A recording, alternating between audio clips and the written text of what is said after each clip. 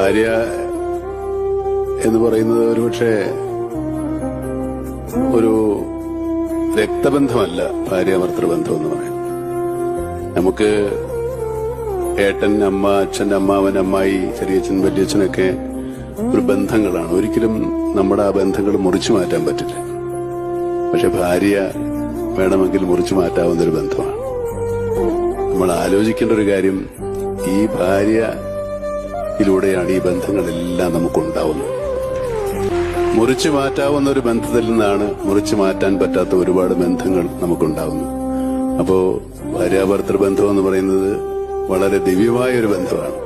പരസ്പരം രണ്ട് മനുഷ്യരും മനസ്സിലാക്കി രണ്ടു തരം ചിന്തകളും ചിന്താഗതികളും രണ്ട് മനസ്സുമുള്ള രണ്ട് വ്യക്തിത്വങ്ങൾ ഒന്നു ചേരുന്നതാണ് ഭാര്യാഭർത്തൃബന്ധം. ഭാര്യ എന്ന് പറയുന്നത് ഒരുപക്ഷെ